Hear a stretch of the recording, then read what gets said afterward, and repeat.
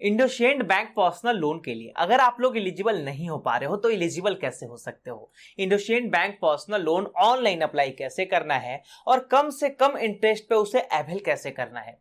देखो, हर महीने में ना ये वीडियो आपके लिए बहुत ही इंपॉर्टेंट हो जाता है, क्योंकि लोन आप अप्लाई कर लोगे, मैं आपको लोन 5 से 10 मिनट के अंदर अंदर बहुत ही कम इंटरेस्ट पे लोन आपको अप्लाई करवा दूंगा। लेकिन इसके साथ साथ अगर आप इंडोसेंड पर्सनल लोन लेने जा रहे हो तो आपको पता तो होना चाहिए ना कि इसका फीचर्स क्या क्या है, बेनिफिट क्या क्या है, एलिजिबिलिटी कैसा है, चार्जेस, एक्स्ट्रा चार्जेस जो है वो क्या क्या है, 2024 का लेटेस्ट रेट ऑफ इंटरेस्ट क्या चल रहा है। इसके अलावा हम लोग ईएमआई कैलकुलेटर से आपके रेट ऑफ इंटरेस्ट और मंथली ईएमआई को भी कैलकुलेट करेंगे। कहने का मतलब कि इंडोसेंड पर्सनल लोन से रिलेटेड सब कुछ जानेंगे इसी एक वीडियो में। तो ऐसे और उपयोगी वीडियो के लिए चैनल को सब्सक्राइब करें। आइए वीडियो शुरू करते हैं। IndusInd personal loan online apply कैसे करना है, इसका पूरा डिटेल और पूरा अप्लाइंग प्रोसेस तो मैंने इसके पिछले वीडियोस में भी आपको बताया था। लेकिन क्या है कि वहां कई सारे लोग इसके बावजूद कह रहे हैं कि मैं इस लोन के लिए एलिजिबल नहीं हो पा रहा हूं या लोन मुझसे अप्लाई ही नहीं हो पा रहा है। देखो, अप्लाई होने का तो बहुत ही आसान प्रोसेस है। अप्लाई मैं आपको बस 2-3 मिनट के अंदर अंदर करवा दूंगा। लेकिन जब बात करें एलिजिबिलिटी की, तो एलिजिबिलिटी क्राइटेरिया भैया आपको ही समझना होगा। ये मैं आपको बताऊंगा तो सिर्फ बताने से और सिर्फ सुन लेने से नहीं होगा, आपको समझना होगा कि इसका एलिजिबिलिटी क्राइटेरिया क्या क्या रखा गया है। बैंक क्या कहती है कि अगर आप इस लोन को लेने आते हो ना, कि मान लिया जाए अगर आप इंडोसेंड पर्सनल लोन को लेने आते हो, इसका क्राइटेरिया यही कहता है कि आप सैलरीड होने चाहिए, सेल्फ एम्प्लॉयड होने चाहिए और फिर आप एक सेल्फ एम्प्लॉयड प्रोफेशनल भी रह सकते हैं। ठीक है, अब मान लिया जाए अगर आप सैलरीड पर्सन हो तो फिर आपको इन क्राइटेरिया से होकर के गुजरना होगा। अब जैसे कि आप यहां देख सकते हो कि आपका मिनिमम एज जो है वो 21 ईयर होना चाहिए और मैक्सिमम एज जो है वो 60 ईयर्स तक रह सकता है अगर आप सैलरीड पर्सन हो तब। सेल्फ एम्प्लॉयड प्रोफेशनल का और इंडिविजुअल्स का अलग अलग क्राइटेरिया, उसे भी हम लोग कुछ देर में समझेंगे। लेकिन फिलहाल हम लोग सैलरीड पर्सन को समझते हैं कि मिनिमम 21 ईयर से लेकर के मैक्सिमम 60 ईयर्स तक होना चाहिए अगर आप सैलरीड पर्सन हो। लेकिन 60 ईयर्स तक सारे पैसों का रीपेमेंट भी हो जाना चाहिए। अगर मान लिया जाए आप 55वें साल या 56वें साल लोन लेने जाते हो तो आपको उतना ज्यादा रीपेमेंट टेन्यूर नहीं मिलेगा, बस 60 ईयर्स तक सारे पैसों का रीपेमेंट कर देना है। ठीक है, उस हिसाब से आपको टेन्यूर चुनना है। आपका मिनिमम नेट मंथली इनकम 25,000 या उससे ज्यादा होना चाहिए। आप यहां देख सकते हो, देखो मिनिमम 25,000 या उससे ज्यादा होना चाहिए आपका मिनिमम नेट मंथली इनकम। ठीक है जी, अगर आप सैलरीड पर्सन हो तब आपका वर्किंग एक्सपीरियंस जो है वो कम से कम 2 सालों का हो। 1 साल से आप अपने करंट जॉब में कंटिन्यू जॉब कर रहे हो, 2 सालों का एक्सपीरियंस होना चाहिए। आप अपने करंट रेसिडेंस पे 1 साल से आपका करंट रेसिडेंस चेंज नहीं होना चाहिए, उसी वहीं आप 1 साल से रह रहे हो। ठीक है, ये सारे जो क्राइटेरिया है ना, ये पर्सनल लोन एलिजिबिलिटी क्राइटेरिया है किसका? सैलरीड पर्सन का। अब हम लोग समझते हैं सेल्फ एम्प्लॉयड का लोन एलिजिबिलिटी क्राइटेरिया क्या क्या है। सेल्फ एम्प्लॉयड का मिनिमम एज 25 ईयर और मैक्सिमम एज 65 ईयर्स तक रह सकता है। सेल्फ एम्प्लॉयड जो टैक्स भरते हैं ना, उस टैक्स पे उनका नेट मंथली इनकम जो है वो इनकम कम से कम 4.8 लाख रुपए होने चाहिए, कम से कम। ठीक है, तभी लोन के लिए आप एलिजिबल माने जाओगे। इसके अलावा आपका 4 सालों का एक्सपीरियंस होना चाहिए, 4 सालों का एक्सपीरियंस होना चाहिए। 4.8 लाख रुपीस पर ईयर आपका इनकम होना चाहिए। आप जो टैक्स भरते हो वहां शो होना चाहिए। ठीक है, इसके अलावा आप 65 ईयर्स तक मैक्सिमम रह सकते हो। ये सारा कंडीशन है किसका? Personal loan eligibility criteria for self employed professional का। ठीक है, अब हम लोग इंडिविजुअल्स की ओर बढ़ते हैं। तो इंडिविजुअल्स में 25 year minimum age, 65 year maximum age, आपका कम से कम 4.8 लाख रुपीस, बस सेम कंडीशन है, ये आप देख सकते हो। बस वर्किंग एक्सपीरियंस जो है वो यहाँ 5 साल का होना चाहिए और वहां 4 साल का था। ठीक है, प्रोफेशनल में 4 साल और इंडिविजुअल्स में 5 साल का एक्सपीरियंस होना चाहिए। इसके अलावा अब हम लोग जब डॉक्यूमेंट्स की बात करें तो डॉक्यूमेंट्स के रूप में आप यहां देख सकते हो डॉक्यूमेंट्स किन किन चीजों की जरूरत होगी डॉक्यूमेंट्स में। आप यहां देख सकते हो, ये देखो इंडिविजुअल्स का हुआ, प्रोफेशनल का भी सेम ही डॉक्यूमेंट्स होगा, आप यहां देख सकते हो। लेकिन अगर सैलरीड पर्सन की बात करें तो सैलरीड पर्सन को अपना सैलरी स्लिप वगैरह देना होगा, तब जाकर डॉक्यूमेंट्स भी कंप्लीट हो जाएगा। और इन सारे कंडीशन के साथ साथ अगर आपका क्रेडिट हिस्ट्री बेहतर रहता है तभी जाकर आपको लोन के लिए एलिजिबल माना जाएगा। अब ऐसा नहीं है कि आप पहले से आपने कोई लोन ले रखा है और फिर आपने 3 महीने या 6 महीने के अंदर अंदर आपने किसी लोन को बाउंस कर दिया, उसका ईएमआई आपने बाउंस कर दिया है, तो फिर लोन के लिए आप एलिजिबल नहीं माना जाओगे। आपका जो सिविल पे हिट मारती है ना कोई भी बैंक किसी भी बैंक से आप लोन लेने जाते हो, आपके क्रेडिट क्रेडिट हिस्ट्री पे जब सिविल पे हिट मारती है ना, तो उससे पता चल जाता है, आपका जो डॉक्यूमेंट्स लेती है ना, उससे वो पहले अदर बैंकों से पता करती है कि आपने क्या क्या किया है, नहीं किया है पास्ट के टाइम में, उसी से आपका क्रेडिट हिस्ट्री पता चलता है, तब जाकर आपको लोन मिलता है। देखो ये तो एलिजिबिलिटी क्राइटेरिया है जिसे हमने आपने सबने समझा। अब हम लोग लोन अप्लाई करने से पहले एक बार दो चार छोटे छोटे एग्जांपल से इसके ईएमआई को भी समझते हैं, रेट ऑफ इंटरेस्ट को भी समझते हैं। क्योंकि अंधकार में रहना, मैं आपको नहीं चाहता कि आप अंधकार में रहो। आप ये समझो कि अगर आप यहां से लोन लेते हो तो आपका ईएमआई कितना बनने वाला है, या फिर एक नॉर्मल रेट ऑफ इंटरेस्ट क्या रहने वाला है। देखो इंडोसिंड बैंक पर्सनल लोन का एक मिनिमम रेट ऑफ इंटरेस्ट क्या है, मिनिमम रेट ऑफ इंटरेस्ट उसका स्टार्ट हो जाता है 10.50% से। लेकिन कोई भी बैंक 10.50% यानी एक मिनिमम रेट ऑफ इंटरेस्ट है, उसका जो मिनिमम, किसी भी बैंक का मिनिमम रेट ऑफ इंटरेस्ट रहता है, उससे कोई भी बैंक आपको लोन देगी नहीं, ठीक है। तो एक नॉर्मल रेट ऑफ इंटरेस्ट आप रख सकते हो 12.5%, 13% या 13.5% के लगभग अराउंड में। इस हिसाब से आप अगर देख सकते हो, मान लिया जाए कोई व्यक्ति 65,000 का लोन अमाउंट लेना चाहता है, 65,000 का लोन अमाउंट कोई व्यक्ति लेना चाहता है, इसका रेट ऑफ इंटरेस्ट हम लोग रख देते हैं 13% का। 65,000 का लोन अमाउंट 13% पे हम लोग लेना अगर कोई व्यक्ति ले रहा है, और अगर 12 मंथ्स का टेन्यूर रहने देते हैं, तो फिर हमारा हर महीने का ईएमआई कितना होगा, हमारा हर महीने का ईएमआई होगा 5,806 रुपए अगले 12 महीनों तक। 13% के हिसाब से अगले 12 महीनों तक हमारा ईएमआई होगा 5,806 रुपए, और फिर 5,806 रुपए अगले 12 महीनों तक करके हमें टोटल 69,668 रुपए बैंक में जमा कर देना है। उसी तरह से अगर हम लोग अगला अमाउंट लेकर के चलते हैं 1.5 लाख रुपए का, 1.5 लाख रुपए का हम लोग अमाउंट लेकर के चलते हैं, रेट ऑफ इंटरेस्ट हम लोग रख देंगे 13% ही, 13% का ही इंटरेस्ट रहने देते हैं, और टाइम पीरियड हम लोग चुन लेंगे 24 मंथ्स का। तो इस हिसाब से आप यहां देख सकते हो आपका हर महीने का ईएमआई होगा, अगर आप 13% पर लोन लेते हो 1.5 लाख का इंडसइंड बैंक से, तब आपका हर महीने का ईएमआई कितना होगा 7,131 रुपए का अगले 24 महीनों तक। यानी अगले 24 महीनों तक 7,131 रुपए बैंक में जमा करते जाना है, और इस हिसाब से 1.5 लाख के बजाय आपको 1,71,151 रुपए बैंक में जमा करना है। अब अमाउंट को हम लोग थोड़ा सा और बढ़ा लेते हैं, अमाउंट बढ़ा लेते हैं, कितना हम लोग बढ़ा लेंगे 5 लाख रुपए। 5 लाख रुपए का अगर हम लोग अमाउंट लेकर के चलते हैं, बस 13.5% कर देते हैं, ठीक है। 13.5%, चूंकि ये जरूरी नहीं कि 13% के हिसाब से या 12.5% के हिसाब से आपको लोन मिले, आपका क्राइटेरिया और इनकम क्या कहता है उस पर डिपेंड करता है। 36 महीनों के लिए हम लोग लेते हैं जी 13.5% के हिसाब से 5 लाख रुपए।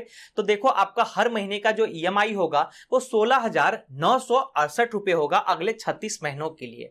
फिर अगले 36 महीनों तक इतना जब आप जमा कर दोगे तो 5 लाख के बजाय टोटल आपको 6,10,836 रुपए बैंक में जमा करना है। यानी 5 लाख तो आपका प्रिंसिपल अमाउंट ही हो गया, और आपका इंटरेस्ट जो होगा वो होगा 1,10,836 रुपए।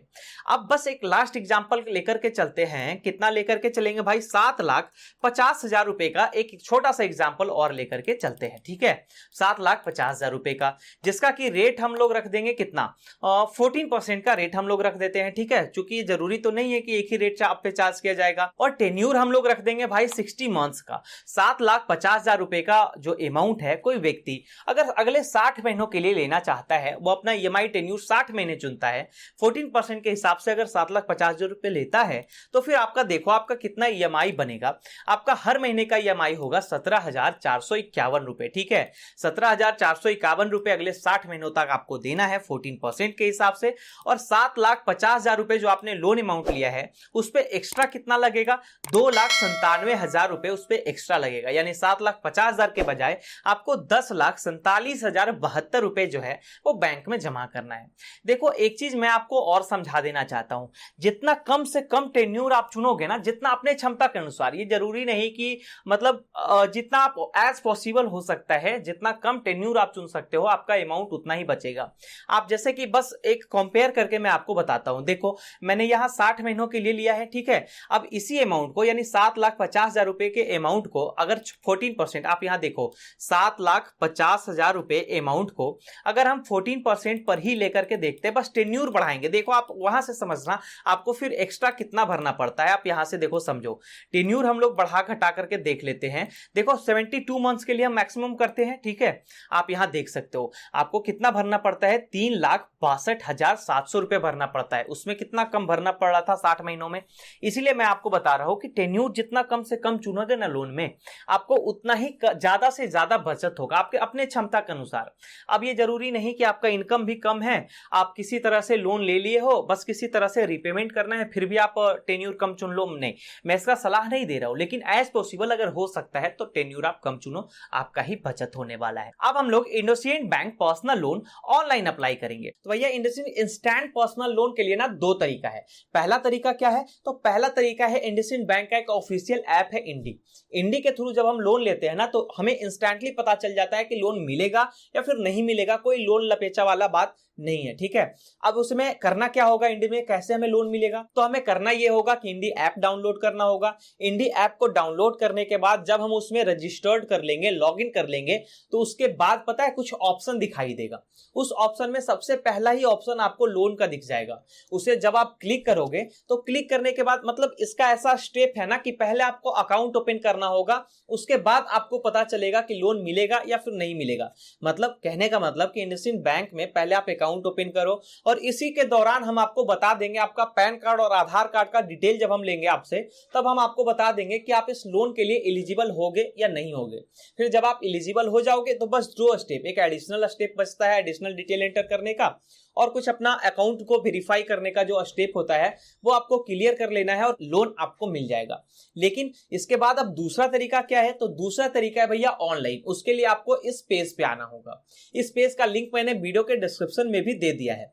जैसे उस लिंक को क्लिक करते हैं तो इस पेज पर रीडायरेक्ट कर दिए जाएंगे। यहाँ इंडसइंड बैंक कहता है कि एलिजिबल होने के बाद कस्टमर्स को मिनिमम 30,000 का और मैक्सिमम 5 लाख तक का इंस्टेंट पर्सनल लोन दे देंगे जी। ऐसा अगर ज्यादा लोन लेना हो ना तो यहां से ज्यादा लोन अमाउंट भी दिया जा सकता है आपके एलिजिबिलिटी को देखते हुए, जिसका रेट ऑफ इंटरेस्ट 10.49% से स्टार्ट होता है और प्रोसेसिंग फी मात्र 1.5% का अभी लिया जा रहा है। देखो ये ऑफर चल रहा है बैंक की तरफ से, कुछ दिन पहले का ऑफर था, प्रोसेसिंग फी नहीं लिया जा रहा था, लेकिन अभी फिलहाल 1.5% का प्रोसेसिंग फी आपसे लिया जाएगा। और तो और ये बैंक का दावा है कि इनकम प्रूफ भी आपसे हम नहीं लेंगे जी। देखो बहुत अच्छा मौका है, अगर जरूरत हो तो 24/7 आप कभी भी इस लोन को अप्लाई कर सकते हो। तो प्रोसेस स्टार्ट करने के लिए यहां सबसे पहले कॉलम में अपना पैन नंबर फिल करना है, दूसरे कॉलम में आधार लिंक मोबाइल नंबर फिल करना है, तीसरे कॉलम में ईमेल आईडी और चौथे कॉलम में अपना करेंट सिटी का पिन कोड जो है, अभी आप जहां रह रहे हो उस एरिया का जो पिन कोड है वो एंटर करके नेक्स्ट को क्लिक करना है। उसके बाद आपके आधार लिंक नंबर पर एक ओटीपी जाएगा, उस ओटीपी को यहां फिल करके नेक्स्ट को क्लिक करना है।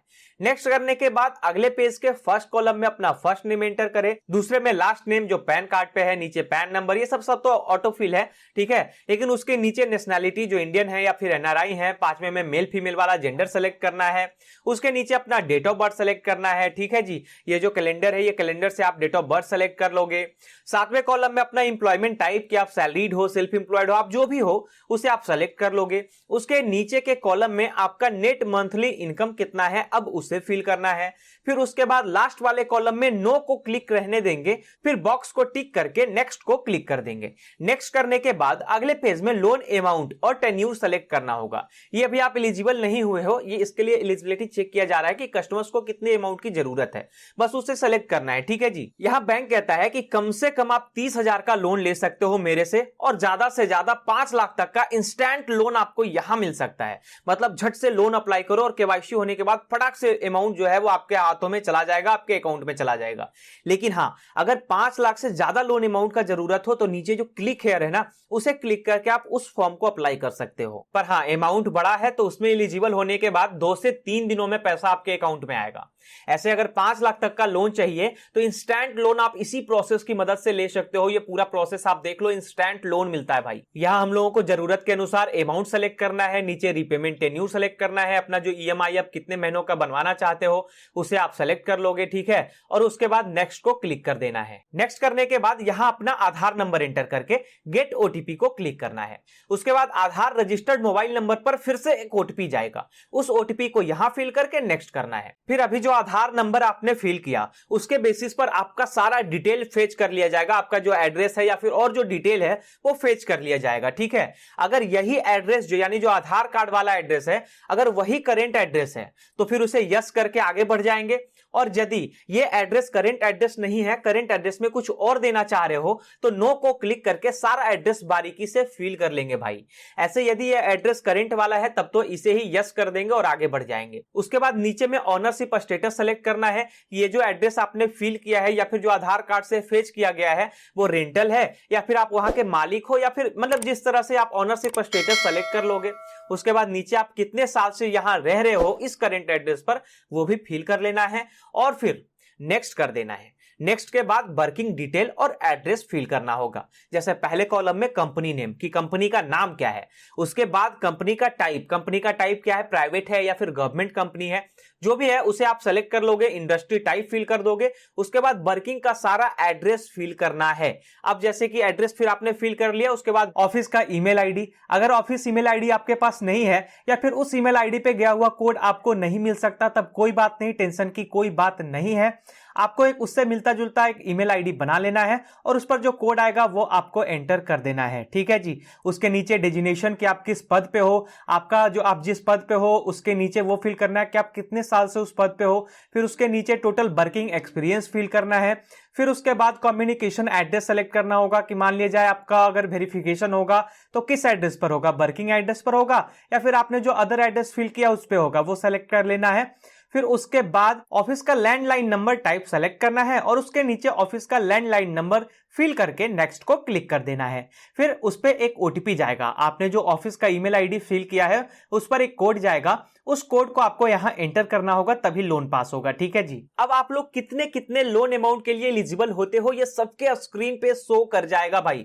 जैसे मेरे केस में आप यहां स्क्रीन पे देख सकते हो कि मैं जितने लोन अमाउंट के लिए एलिजिबल हुआ हूं, अगर मैं इसे कम करना चाहता हूं या फिर टेन्यूर को कम या ज्यादा करना चाहता हूं तो मैं यहां फाइनली एक लास्ट मौका बैंक हमें देती है कि मैं यहां कर सकता हूं। ठीक है। वहीं नीचे यहां इंटरेस्ट भी दिखाया जाएगा कि आपको कितना % पर इंडसइंड बैंक जो है वो लोन दे रही है।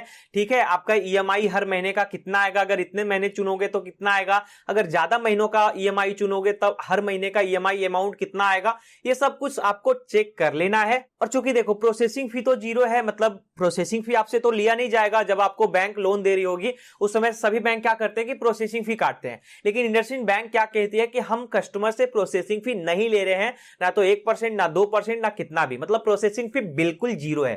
तो मतलब अगर आप 2 लाख का लोन ले रहे हो तो लगभग आपको 2 लाख का पूरी लोन मिल ही जाएगा। वो 100 का जो चार्ज होता है स्टाम्प ड्यूटी और डॉक्यूमेंट चार्ज वो बैंक आपसे चार्ज करेगी और लगभग आपको पूरा लोन अमाउंट बैंक में आपके अकाउंट में ट्रांसफर कर देगी। ये सब कुछ देखते हुए और अपने हिसाब से करते हुए एक्सेप्ट एंड प्रोसीड को क्लिक करना है। उसके बाद अपना अकाउंट सेलेक्ट करना होगा कि किस अकाउंट में आप पैसे लेना चाहते हो एंड लास्टली केवाईसी करने के बाद इंस्टेंटली अमाउंट जो है वो आपके अकाउंट में क्रेडिट कर दिया जाएगा। अच्छा, लोन अप्लाई होने के बाद अब एक बार इसके फीचर्स को भी देख लेते हैं। इसका फीचर्स कहता है, इंडसइंड बैंक का कहना है कि जो भी व्यक्ति एक बार एलिजिबल हो जाएंगे उन्हें कम से कम 30,000 का लोन तो लेना ही होगा। यानी एलिजिबल होने के बाद मिनिमम से मिनिमम अमाउंट जो है वो 30,000 का रखा गया है और मैक्सिमम अगर इंस्टेंट पर्सनल लोन लेना हो तो 5 लाख तक का इंस्टेंट पर्सनल लोन मिलेगा और ऐसे आपको 50 लाख तक का लोन अमाउंट दिया जा सकता है, जिसका की रेट ऑफ इंटरेस्ट 10.50% से स्टार्ट होकर मैक्सिमम 30% तक का चार्ज किया जाएगा। मतलब 10.50 जो रेट ऑफ इंटरेस्ट है वो मिनिमम है, लेकिन मिनिमम रेट ऑफ इंटरेस्ट से कोई भी बैंक किसी को लोन नहीं देता। तो कम से कम एक नॉर्मल रेट आप रख सकते हो अपने माइंड में, 12% to 14% का रेट अपने माइंड में रख सकते हो कि अगर आपका इनकम और सिविल या फिर अगर पूरा क्राइटेरिया आपका अच्छा रहा तो उतना रेट ऑफ इंटरेस्ट चार्ज किया जाएगा। इसका रीपेमेंट टेन्यूर क्या कहता है जी, 12 महीने से लेकर के मैक्सिमम 72 महीनों का समय आपको मिलेगा। इसी बीच आपको पूरे लोन अमाउंट का रीपेमेंट कर देना है, जितना भी लोन अमाउंट आप लोगे। इसके अलावा आप यहां देख सकते हो फ्लेक्सिबल लोन टेन्यूर आपको तो मिल ही जाता है, पूरा इंस्टेंट अप्रूवल प्रोसेस है, मतलब बहुत ही जल्द से जल्द अगर लोन आप लेना चाहोगे तो 5 लाख तक का लोन तो आपको मिल ही जाएगा, जिसका डॉक्यूमेंट्स भी इजी होगा, ना तो ज्यादा सिक्योरिटी की जरूरत होगी, ना ही गारंटर का डिमांड बैंक आपसे करेगा। इसके अलावा अगर कोई वुमेन लोन लेने आती है तो उन्हें एक्स्ट्रा कंसेशन भी दिया जाएगा। इसी के साथ अगर इसके चार्जेस को देखें, इसका चार्जेस एक्स्ट्रा चार्जेस जो है वो क्या कहता है, चूंकि रेट ऑफ इंटरेस्ट 10.5% से स्टार्ट होकर मैक्सिमम 30% तक का है, ठीक है। लेकिन इसके अलावा अगर आप लोन लेने जाते हो तो लोन देने के समय ही बैंक आपसे प्रोसेसिंग फीस चार्ज कर लेगी, अप टू 3.5% तक का प्रोसेसिंग फी आपको देना होगा। देखो ये पहले नहीं था, प्रोसेसिंग फीस पहले और कम लिया जा रहा था, कुछ ऑफर चल रहा था उस समय के दौरान, और अभी भी प्रोसेसिंग फीस यही लग रहा है। क्योंकि प्रोसेसिंग फीस आप यहां देख सकते हो 3.5% का है, लेकिन अभी जो ऑफर चल रहा है ना, ऑफ जो चल रहा है, उस ऑफ के दौरान ये टर्म्स एंड कंडीशन अप्लाई है भाई। अब जो ऑफ खत्म हो जाएगा, ऑफर खत्म हो जाएगा, तो फिर 3.5% का ही प्रोसेसिंग फीस आपसे चार्ज किया जाएगा। लेकिन अभी के दौरान अभी आपसे 1.5% का ही प्रोसेसिंग फीस लिया जाएगा। तो आप अगर चाहो तो जल्द से जल्द लोन ले सकते हो। इसके अलावा इसका कुछ और एक्स्ट्रा चार्जेज है, वो भी आप लोग यहां स्क्रीन पे देख सकते हो। प्रोसेसिंग फी मैंने आपको बताया ना कि अभी फिलहाल 1.5 का ही लिया जा रहा है, ऐसे अप टू लोन अमाउंट को देखते हुए अप टू 3.5% का लिया जाता है। आप प्री पेमेंट चार्जेस देख सकते हो 4% का लिया जाएगा आपके प्रिंसिपल अमाउंट के हिसाब से। पेमेंट डिसऑनर चार्ज 450 रुपए का होगा। स्वैपिंग चार्ज 500 रुपए का होगा। डुप्लीकेट नो ड्यू सर्टिफिकेट जब आपको लेना होगा तो 250 रुपए प्लस जीएसटी का चार्ज देना होगा। उसी तरह से और भी ये सारा चार्जेस है। देखो लोन कैंसिलेशन चार्ज, मान लिया जाए आपको ऐसा लगता है कि मुझे लोन अमाउंट नहीं लेना है, क्योंकि लोन प्रोसेस के दौरान ही आपको ऐसा लग गया है कि लोन आपको नहीं लेना है और लोन कैंसिल करवाना है, तो कैंसिलेशन चार्ज 1000 रुपए प्लस जीएसटी का लगेगा। ठीक है। इसके अलावा जो भी जितना चार्जेस है आप खुद यहाँ एक्स्ट्रा चार्जेस को अपने आंखों से स्क्रीन पे देख सकते हो। देखो आप यहाँ चाहो तो आप इसका स्क्रीनशॉट भी ले सकते हो। तो भैया ये पूरा डिटेल हमने आपको बताया इंडसइंड बैंक पर्सनल लोन का। हमने आपको फीचर्स बताया, रेट ऑफ इंटरेस्ट बताया, लेटेस्ट रेट ऑफ इंटरेस्ट क्या चल रहा है, चार्जेस मैंने आपको बताया, इसके अलावा इसका टर्म्स एंड कंडीशन क्या कहता है वो भी मैंने आपको बताया, ईएमआई कैलकुलेटर से कैलकुलेट करके मैंने आपको बताया। हर एक डिटेल मैंने आपको बताया इंडसइंड पर्सनल लोन से रिलेटेड। अब अगर आपको फिर भी कोई प्रॉब्लम हो या कोई सवाल हो इस टॉपिक से रिलेटेड, इस वीडियो से रिलेटेड, तो आप हमसे कमेंट में पूछ सकते हो। अगर आपको IndusInd bank personal loan online apply करना है तो अपने प्रोसेस भी देख लिया, आप अप्लाई भी कर सकते हो। अगर नहीं लेना है तो कोई बात नहीं, कोई जोर जबरदस्ती नहीं है। अगर फिर भी कोई सवाल या कोई प्रॉब्लम हो इससे रिलेटेड तो कमेंट में पूछ सकते हो। चैनल को अब तक आपने सब्सक्राइब नहीं किया है, देर किस बात की। चैनल को सब्सक्राइब करें और ये वीडियो उपयोगी लगे तो इसे लाइक भी जरूर करें।